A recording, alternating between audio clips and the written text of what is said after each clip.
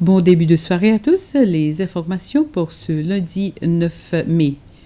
Le procès du meurtre de Bernie Apassamy a débuté aujourd'hui à la Cour suprême. 5 personnes avaient été arrêtées dans cette affaire, mais à présent, il ne reste plus que 2 accusés dans le box. Ce sont Ken West Jean-Charles et Sindhu Parekh. Apassamy avait été porté disparu par sa famille le 14 septembre de l'année dernière et la police avait découvert son corps superficiellement enterré dans une maison inoccupée à Bougainville 10 jours plus tard. Au tribunal aujourd'hui, 9 membres du jury ont été choisis parmi 60 personnes et l'accusation a fait son discours d'ouverture. La mission du Fonds monétaire international aux Seychelles pour une deuxième revue des performances économiques budgétaires au gouvernement s'est terminée par une conférence de presse ce matin. Il s'agit d'un programme de réforme économique d'une durée de 30 mois qui s'achèvera l'année prochaine. Le ministre des Finances, de la Planification nationale et du Commerce a déclaré que cette deuxième revue, entreprise par le FMI, a montré que l'économie seychelloise a connu une croissance ainsi que sur le plan budgétaire, d'où le pays ne pouvait plus payer ses dettes et faire face à ses obligations telles que le paiement des salaires. Il a affirmé que ce n'est plus le cas aujourd'hui.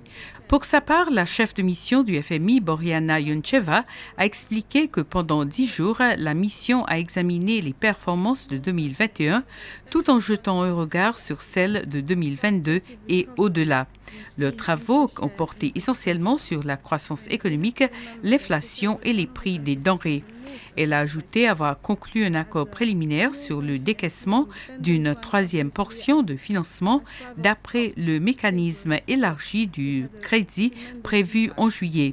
Madame Yoncheva s'est réjouie des bonnes performances économiques du gouvernement.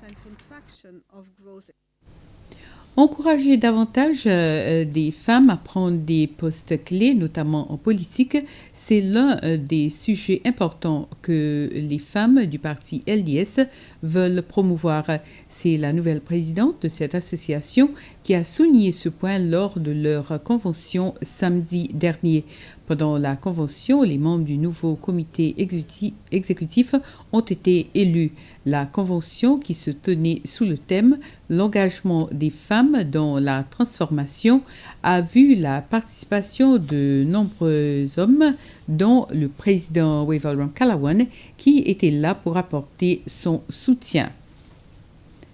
Les élèves sont de retour à l'école pour le 2e trimestre. La secrétaire principale des services éducatifs, Myrna Hulantin, et d'autres hauts responsables ont visité 3 écoles ce matin, à savoir la maternelle d'Ancétoile et les écoles primaires et secondaires de la Rivière-Anglaise pour encourager les élèves en ce début de trimestre.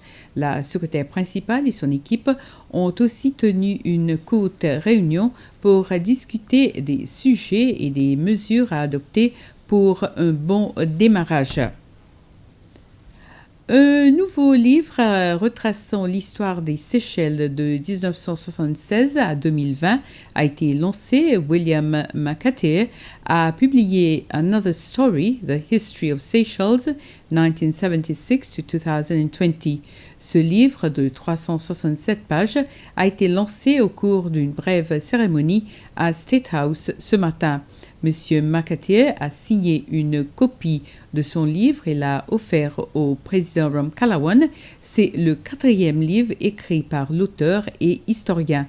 C'est son fils Ian McAtee qui a joué un grand rôle dans la production de l'œuvre de son père, âgé de 94 ans. McAtee est la seule d'avoir mené des recherches et publié l'histoire des Seychelles de la découverte à l'indépendance. C'est sur cette information qu'on se quitte. Merci à vous de nous avoir suivis et bonsoir.